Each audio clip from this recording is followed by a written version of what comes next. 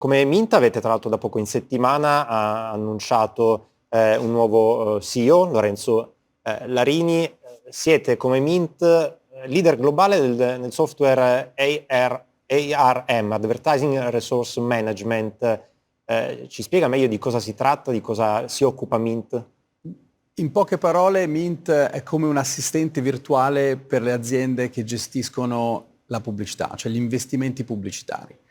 Immaginate che le aziende per comunicare ai consumatori investono svariati miliardi di dollari all'anno. Stiamo parlando di un mercato che è di 800 miliardi di investimenti. E quindi la scelta su quali mezzi di comunicazione investire è lasciata all'utilizzo delle persone. Bene, il nostro software è un gestionale che aiuta le grandi aziende a rendere più efficiente ed efficace gli investimenti pubblicitari. Come lo facciamo? Lo facciamo con l'intelligenza artificiale. In che modo? Che ruolo ha l'intelligenza artificiale in questo processo? In questo processo non ha nulla a che vedere con le fake news, ma ha a che vedere con la scelta di quale mezzo pubblicitario investire di più per ottenere il miglior risultato. Il miglior risultato per un'azienda che fa comunicazione è vendere più prodotti e farsi conoscere di più dai consumatori.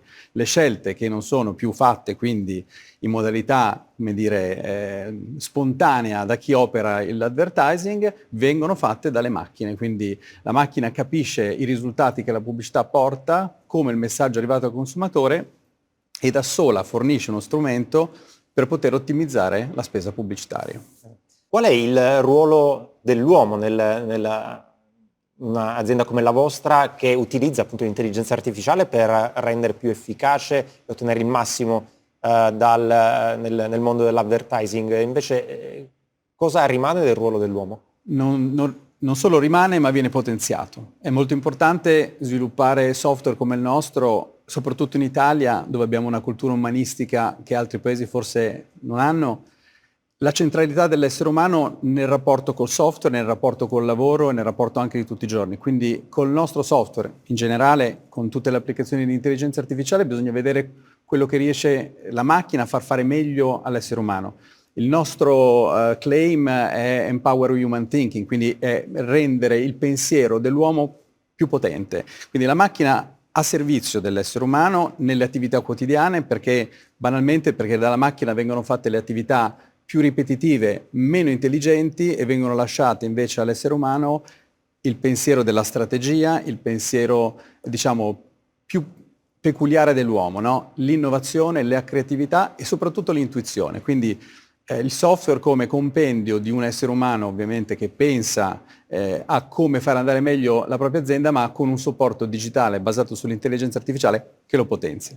Quanto è difficile distinguersi in questo settore dove i colossi del web, i famosi colossi del web, hanno una fetta bella grossa del settore? Non è difficile, è difficilissimo, soprattutto per un'azienda italiana.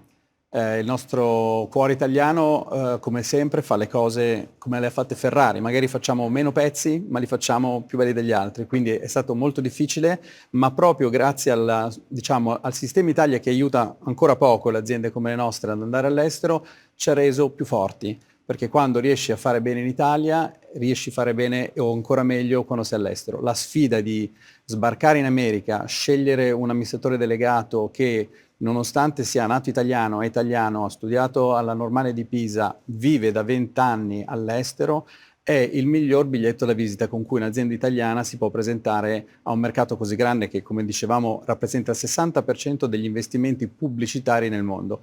E Lorenzo Larini, il nostro nuovo CEO, è stato il CEO di Ipsos, che è una società quotata che conoscono in tanti, in America, quindi ha un'esperienza manageriale incredibile ed è conosciuto nel mercato americano moltissimo dalle grandi aziende a cui ci rivolgiamo. Qualcosa in cui Mint è diversa e ha portato un'innovazione nel settore rispetto a quello che c'era prima? Beh, ha creato una nuova categoria di software, nel senso che le aziende hanno sempre utilizzato i software gestionali per gestire la catena del valore interna dell'azienda e poi sono nati i famosi CRM per gestire le vendite. Non esisteva nessun software per gestire la pubblicità. L'abbiamo creato, abbiamo anche dato un nome alla categoria, ARM, e quindi diciamo che in questo senso crediamo di aver portato un'innovazione nel nostro ambito molto rilevante.